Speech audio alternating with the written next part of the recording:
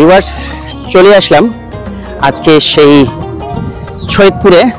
যেই সৈয়দপুর বলা হয় রেলের শহর, আরেকটি বলা আছে রাত জাগার শহর।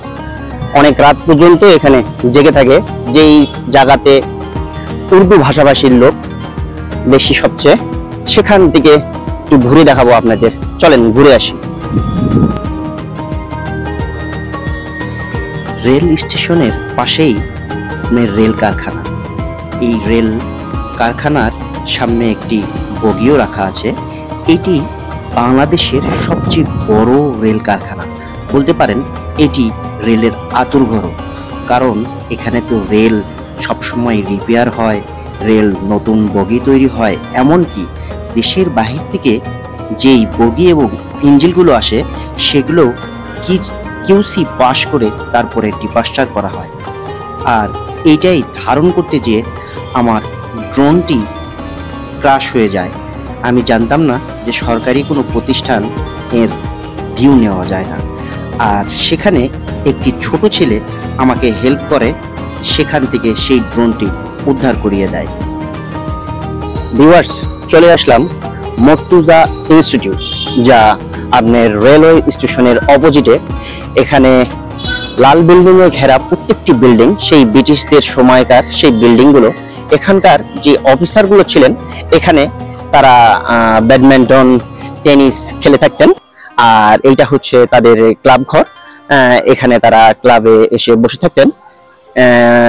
বলতে গেলে সেম লাইক অফিসার্স ক্লাব বলা যায়, কারণ তারা এই ক্লাবে সবসময় আসতেন। আর এরকমই পুরো শহরটি ঘুরতে যেয়ে দেখি বিভিন্ন জায়গায় সম্পূর্ণ লাল বিল্ডিং, সেই ব্রিটিশ আমলের বিল্ডিং গুলো। আর সেই প্রত্যেকটা ব্রিটিশ বিল্ডিং এই সাধারণত সব সরকারি অফিসগুলো ঠাঁই নিয়েছে। আর এর পাশেই রয়েছে সেই ব্রিটিশ জামানার একটি খ্রিস্টানদের চার্চ, এবং আরো একটি আছে আরেকটু দূরে। চলে আসলাম চিনি মসজিদ। সেই ব্রিটিশ সময়ের গড়া এই মসজিদটি দেখলে মনে হবে নতুন জীবন্ত মসজিদ, যেন নতুন এখনই করা। এই সুনান্দনিক মসজিদটি দেখলে আপনার মন প্রাণ ভরে যাবে। এই মসজিদ দেখার পরে চলে যাব আমরা রাতের সিনসিনারি দেখার জন্য।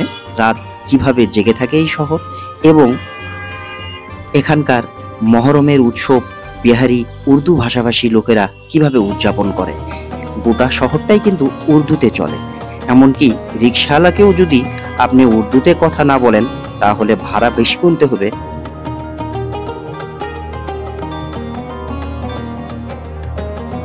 आपका नाम क्या था भाई? मोहम्मद मुन्ना। मुन्ना, आप इधर का है ना?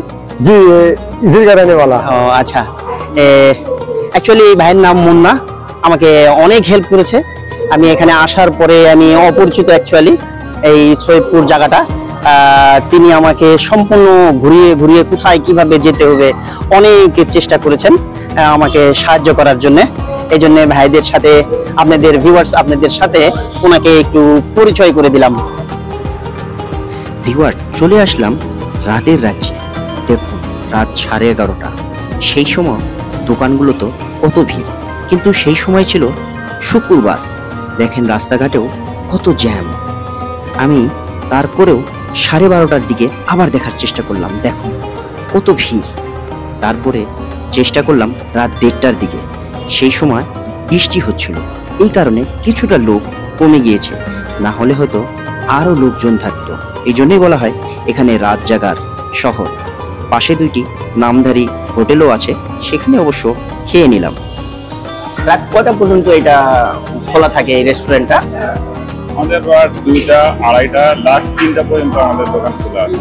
মানে এত রাতে আপনি কোন ধরনের কাস্টমার গুলা এখানে আসে? মার্কেট যতগুলান কাস্টমার মনে করেন, আমাদের যেগুলান আছে ওগুলা দোকানদার, এগুলা এলাকার লোকজন কিছু আছে, রাস্তায় ঘোরাঘুরি করে আসে খাওয়ার জন্য।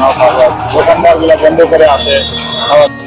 এখানে দেখলাম অনেক রাত পর্যন্ত দোকান পাশা খোলা থাকে। অ্যাকচুয়ালি কতটা পর্যন্ত আপনাদের এই দোকানটা খোলা থাকে? রাত কয়টা পর্যন্ত? 2:30, 3টা দিকে। 2:30, 3টা পর্যন্ত ম্যাক্সিমাম এই এরিয়ার দোকানগুলো এইভাবেই খোলা থাকে। কিন্তু এই কাস্টমার গুলো কোথাকার অ্যাকচুয়ালি এত রাতে? অন্য কোনো শহরে কিন্তু এত রাতে কাস্টমার পাওয়া যায় না।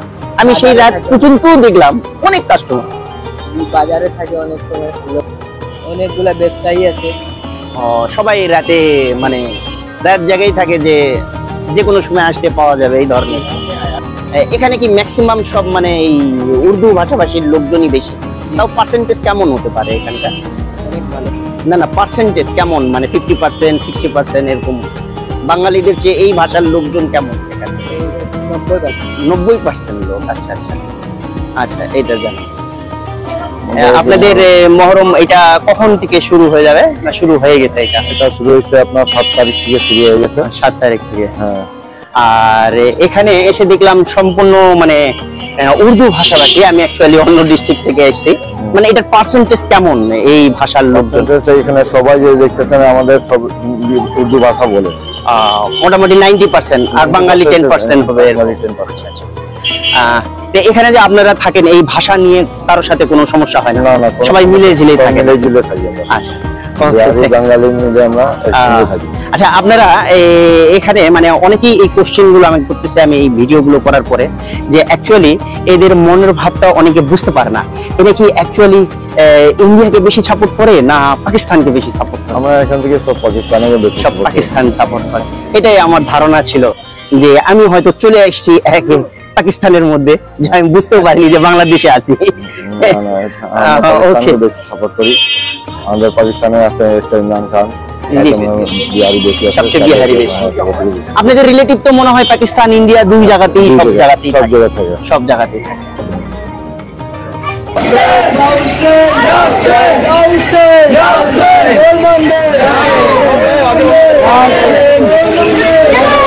এই জায়গাটাকে ইম্বারা কিংবা চোখ বলা হয়।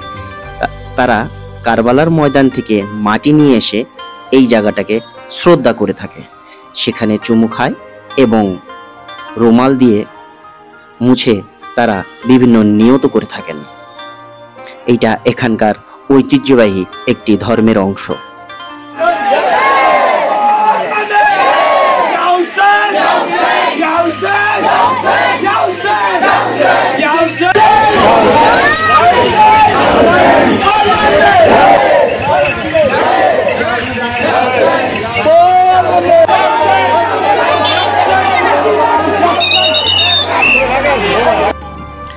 রাতের বেলা এখানে শরবত ফ্রিতে বিতরণ করতেছিল।